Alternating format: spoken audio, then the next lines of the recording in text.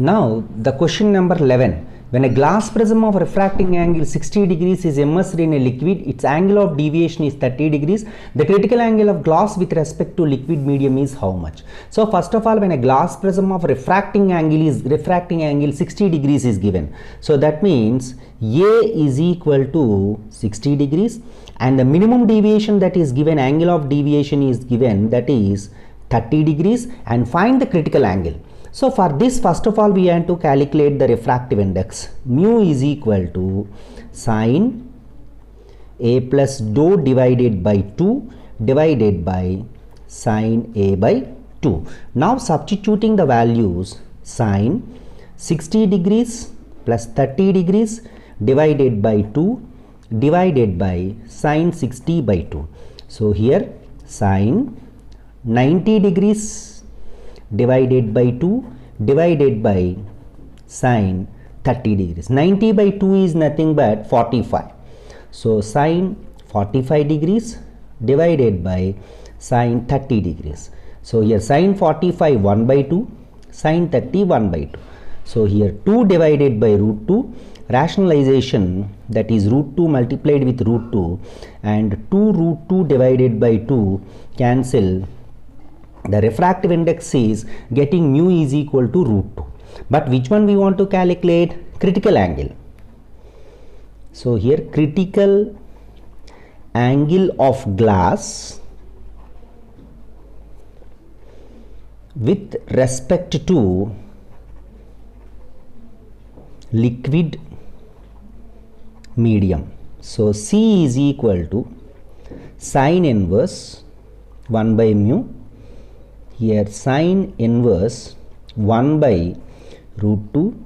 Here sine inverse 1 by root 2 in sine 45 degrees. Sine inverse cancel. We are getting 45. So critical angle of glass with respect to liquid medium is 45 degrees and the option is B. Now the question number 12. One face of the glass prism is silver polished. A light ray falls at an angle 45 degrees on the other face. After reflection, it is subsequently reflected from the silvered face and then retraces the path. The refracting angle of prism is 30 degrees. So the refractive index of the prism is how much? To answer this one, according to the given data, first of all we will draw the diagram. That is, here there is a prism, here angle is 30 degrees and one side of the prism is silverly polished. Then afterwards an incident ray which makes an angle 45 degrees, then after refraction falls on it, then retraces the path, and here the angle is 90 degrees and here this is the angle of refraction. So what is this angle here? 90, 30 and this is 60 degrees. Here normal, no? So that's why this angle is 90 degrees. So this is the point A. Now remember, at point A, 60 degrees plus R plus 90 degrees is equal to 180 degrees. There R is equal to 180 degrees minus 90 plus 60. So here R is equal to 180 degrees minus 150 degrees. R is equal to 30 degrees. So refracting angle is 30 degrees. But which one we want to calculate? The refractive index of the prism. So here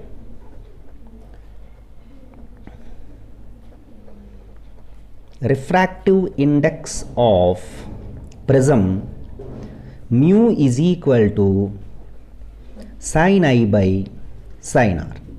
So what is sin I here? Sin 45 degrees. What is R here? Sin 30 degrees. Sin 45 is 1 by root 2. Sin 30 is 1 by 2.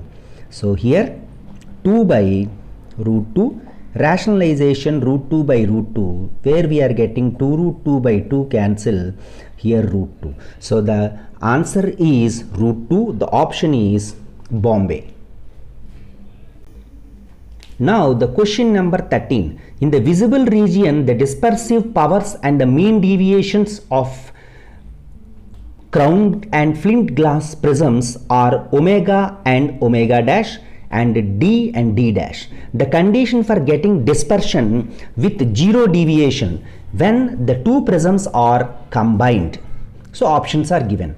So here this is the case for getting dispersion with zero deviation. That means dispersion without deviation. So here to solve this one, first of all, arrangement of prisms is very important. This is the crown glass prism and it is the flint glass prism. This angular dispersive power, that is omega, and deviation is D and mean deviation is D, and here omega dash and mean deviation is D dash. But here condition is given, condition for getting dispersion but zero deviation to be calculated. So first of all, we know here angular dispersion is equal to angular deviation divided by mean deviation. From this one, angular deviation is equal to angular dispersion into mean deviation. But here angular deviation for crown and flint glass prisms is equal to 0. So that means angular deviations required. That means for crown glass, angular dispersion into mean deviation, that is omega into D plus flint glass, omega dash plus D dash is equal to what we are getting here? 0. So that means what is the option for this one? Omega D and omega dash D, those are addition. So option is C. Now the question number 14. Sound waves of wavelengths 5 meters and 6 meters formed 30 beats in 3 seconds. Velocity of sound is how much? So here, first of all, what are the given values here? Wavelength, that is lambda 1 is equal to 5 meters and lambda 2 is equal to 6 meters and forms 30 beats in 3 seconds. So that means number of beats is equal to 30 in 3 seconds. 30 in 3 seconds. So first of all, we will calculate number of beats per second. Number of beats per second is nothing but 30 divided by 3 is equal to 10 beats. Remember, but here we want to calculate which one here? Velocity of sound. So to calculate the velocity of sound, first of all, beat frequency, that is delta n is equal to n1 minus n2. So that means frequency 1, frequency 2. So here frequency is equal to what is that? Speed by lambda 1 minus speed by lambda 2. Here delta n, how much we are getting here? 10. That is number of beats per second is 10. So here 10 is equal to V common 1 by lambda 1 minus 1 by lambda 2. So here 10 is equal to V times 1 by 5 minus 1 by 6. So here 10 is equal to V times, so LCM 5 and 6 LCM is 36 minus 5. So V is equal to 10 into 30. So V is equal to 300 meters per second. So velocity of sound is 300 meters per second. So the option is A. Now the question number 15. In order to double the frequency of fundamental note emitted by a stretched string, the length is reduced to 3/4 of the original length and tension is changed to how much? So first of all, we will write initial length of the wire is L and reduce it to the length L2 is equal to 3/4 of original length, and then frequency. So initial frequency we will take as N, and the final frequency that is changed, that is 2 times N, that is double the frequency, and initial tension that I will take T1 is equal to T, and how much amount of tension changed, that is required. But here the formula fundamental frequency of stretched string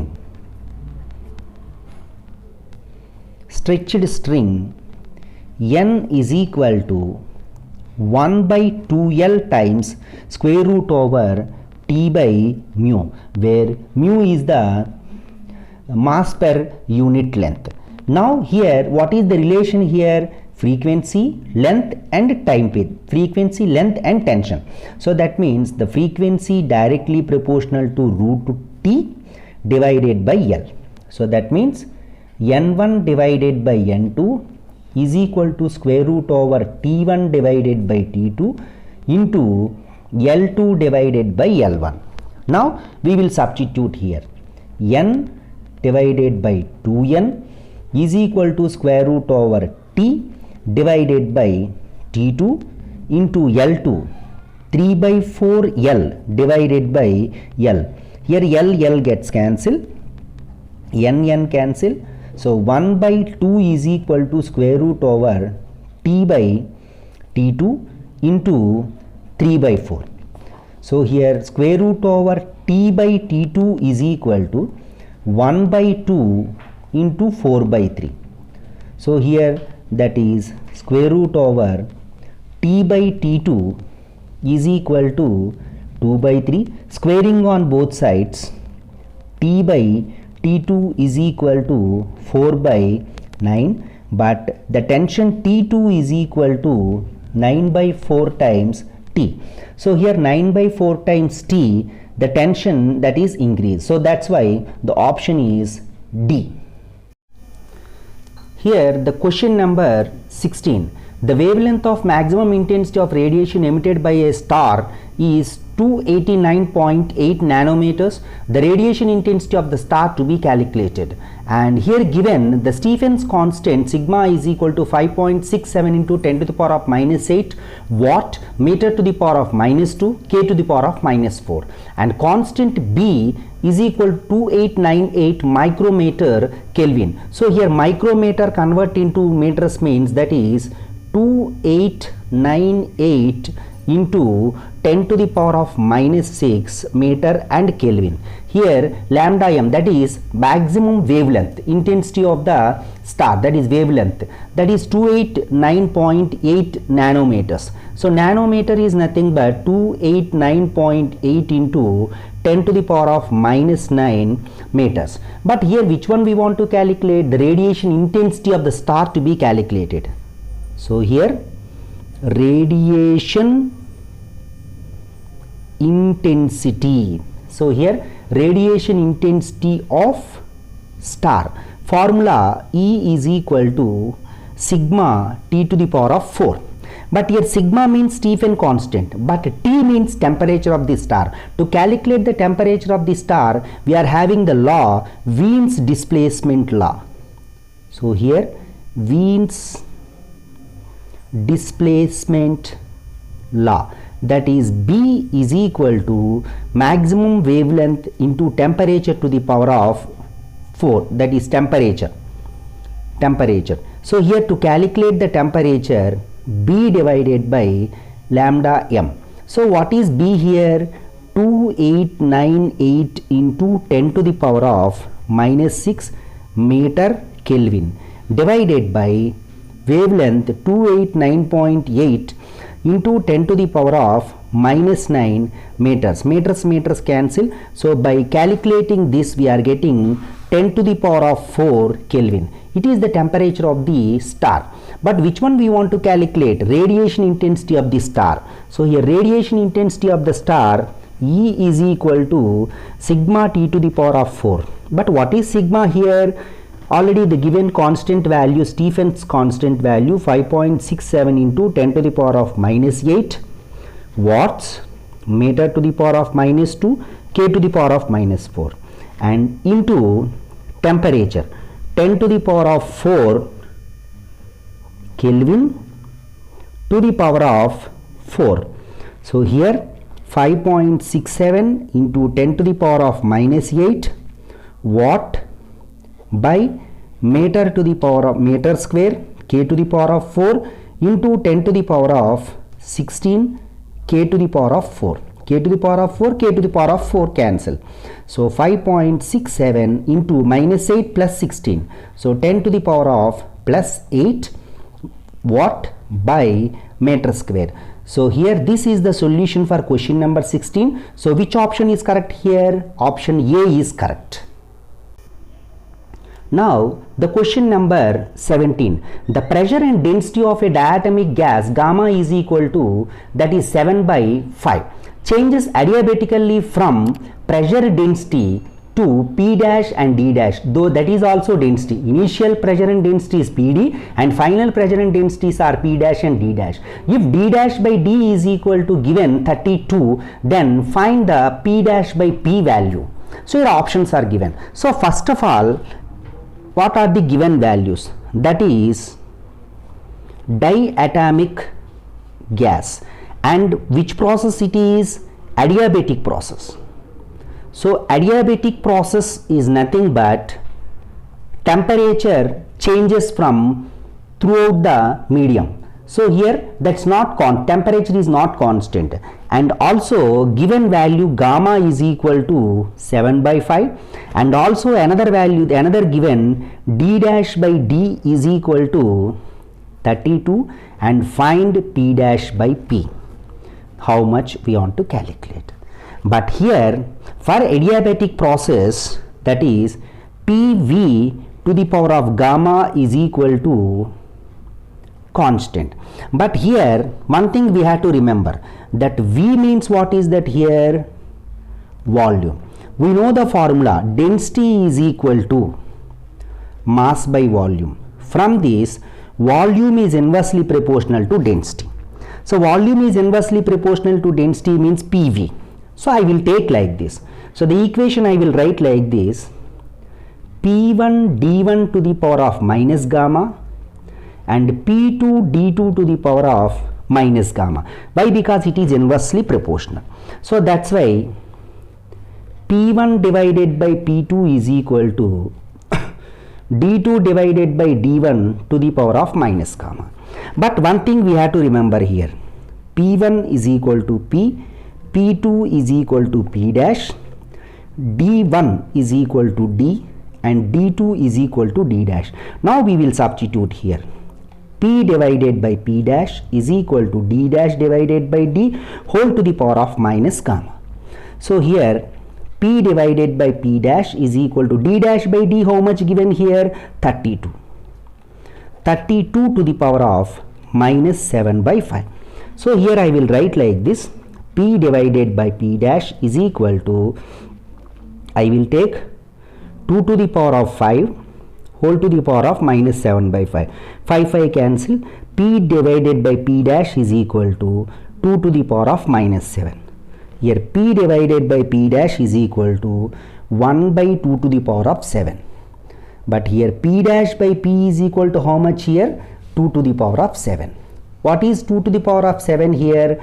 128. So that means P dash by P ratio is equal to 128. So which option is correct here? Option C correct. Here now the question number 18. A lead bullet of mass 10 grams traveling at 300 meters per second strikes against a block of wood and comes to rest. Assuming 50% of heat energy is absorbed by the bullet and the increase in its temperature is how much? And specific heat of lead is given 150 joule by kg degrees centigrade. So first of all, to calculate the rise in temperature, we are having the formula, that is Q is equal to ms delta T.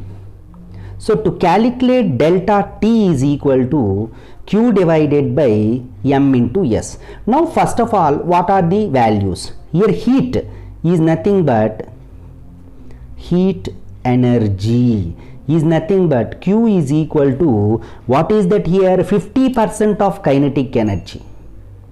50% of kinetic energy. That means 50% of kinetic energy means 1 by 2 of kinetic energy is nothing but 1 by 2 half mv, 1 by 2 mv square divided by 2. That means half mv square.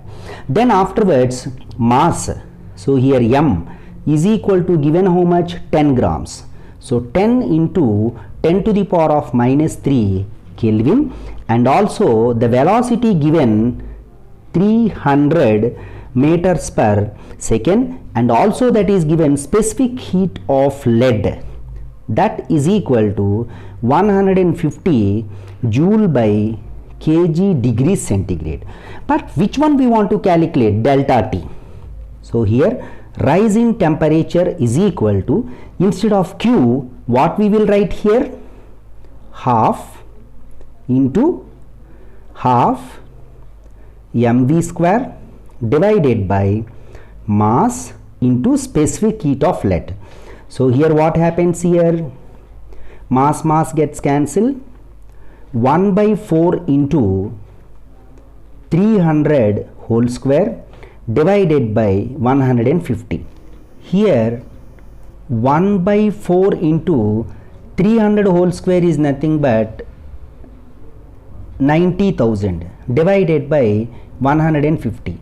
So here 90,000 divided by 4 into 150 is nothing but 600. Two zeros cancel. Here 900 by 6. By calculating this one, 150 degrees centigrade. This is the solution for question number 18. Now the option is C. Here now the question number 19. When an air bubble of radius r rises from the bottom of the surface of lake, its radius becomes 5r by 4. Here the pressure of the atmosphere is equal to 10 meters height to water column. If the temperature is constant and the surface tension is neglected, what is the depth of the lake? So according to this particular question, we will draw one diagram. That is, here this is the lake and it contains water. Let the depth of the lake, I will take first this one as h, height, and here the bottom, this one we will take as bottom, and this we will take as surface. Here bottom of lake and surface of lake. Here the pressure I will take as P1, here the pressure I will take as P2. So at this particular surface, pressure P2 is given, that is 10 meters. But here P1, So here P1 pressure is nothing but how much here? It is surface, means atmospheric pressure only present, but at this place atmospheric pressure plus this height. So that means 10 plus h, I will take this one, 10 plus h meters. But here which one we want to calculate? This one, that is height required. So that means here and here both we are equating, that is P1 V1 equal to P2 V2. Why? Because here the given the temperature is constant. So here P1 V1 equal to P2 V2. But what is P1 here? 10 plus h into V1. That means initially the air bubble is present here with radius r. After it is moving in the upward direction, when it reaches to this particular point, then what the radius becomes? This radius becomes 5r by 4. So that means what happens here? Volume. So volume means what we will take here? Volume 4 by 3 pi, initially that is r cube, is equal to P2 is nothing but how much here? 10 into 4 by 3 pi, r means how much here? 5r by 4 whole cube. So in both the cases 4 by 3 pi cancel, 10 plus h into r cube also cancel, is equal to 10 into 5 by 4 whole cube. So that means 10 plus h is equal to 10 into 125 is 25, 25 is 125 divided by 64. So here h is equal to 1250 divided by 64 minus 10. So here h is equal to 1250 by 64, that is minus 10. So that means 1250 minus 640 divided by 64. Here subtraction of those two, we are getting 610 divided by 64. On calculation of this one, division 9.53 meters. Now what is the solution here? 9.53. Which option is correct here? Option C is correct. Here the question number 20. A closed hollow insulated cylinder is filled with gas at 0 degrees centigrade and also contains an insulated piston of negligible weight and negligible thickness. At the middle point, the gas in one side of the piston is heated to 100 degrees centigrade. If the piston moves 5 centimeter, the length of the hollow cylinder is how much? So here let the length of the hollow cylinder we will take as L, and at the midpoint we are taking the piston, that is insulated, negligible weight and thickness, and it is present at midpoint, and this is called closed hollow cylinder. At 0 degrees centigrade, this is cylinder is filled with the gas. So that means inside gas is present. Then what happens here? The gas in one side of the piston is heated. So here we are heating through the one side, that is up to 100 degrees centigrade. This side is heated up to 100 degrees centigrade. What happens here? This piston is raised to how much here? 5 centimeter height it is raised. Then which one we want to calculate? What is the length of the hollow cylinder we want to calculate? So here to calculate the length of the hollow cylinder, first of all we will take like this, that is according to the gas equation, PV is equal to N or T. So PV by T is equal to N into R. Here these two gets constant, PV by T, that only variation is possible. So that's why here PV by T is equal to constant. We will remember this one. Why? Because PV by T is constant, N into R, that is constant. So PV by T is equal to constant for gas in both sections of cylinder. both sections of cylinder. So first, when it is heated, then what happens here? For section with constant temperature, what happens here? P0 V0 is equal to P1 V1. So here P0 is nothing but P into volume is nothing but area into length, that is A into L by 2. This height we will this is complete L means this is L by 2 and this is L by 2. So that means L by 2 initially is equal to, then finally what happens here? This is P1 times area into, what about the length here? L by 2 minus 5. This is very important one. Why? Because if this column is temperature is constant, here temperature variation. So temperature is variation is for temperature variation in this column, but temperature constant. So where the temperature becomes constant, but we need not to take any quantities. And this piston is moved 5 centimeters in this column. So that's why L by 2 minus 5 I will take. This is the equation number 1. Then what happens here? Similarly, for section whose temperature is increased or raised, what happens in this case? P0 V0 by T0 is equal to, that is P1 V1 by T1. Then what happens here? Pressure, that is P0 we will take as P0 only, into A into L by 2, and initial temperature how much here? That is 273 Kelvin. Then P1 into volume, what I will take here? Area into L by 2 plus 5. So why I will take L by 2 plus 5? Here initial length is L by 2 plus 5 increased here. So that's why L by 2 plus 5 divided by 273. How much temperature increased? 100 degrees it is increased. So that means P0 into A L by 2 divided by 273 is equal to P1 times A into L by 2 plus 5 divided by 373. This is the second one. So now comparing 1 and 2, which answer we will get? Now I am comparing 1 and 2. So here 1 and 2.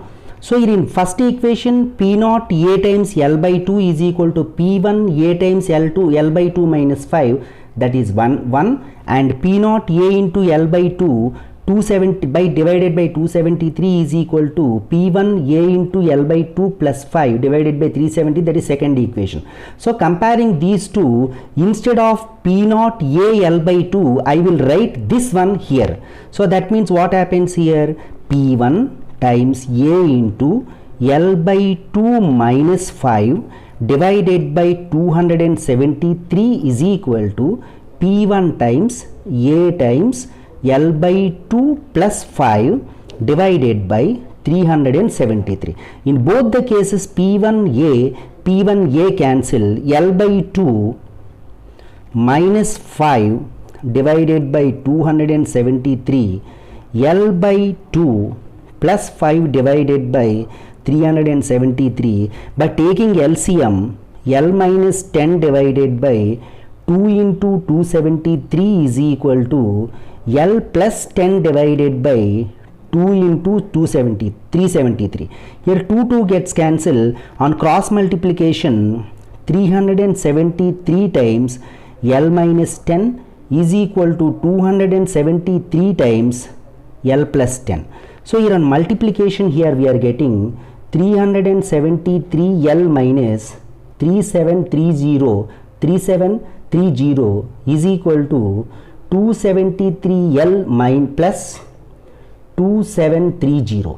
So here all L one side, 373L minus 273L is equal to 2730 plus 3730. So here 100L is equal to 6460. So here L is equal to 6460 divided by 100. Here L is equal to 64. Now the option for this particular question is 64.6 meters.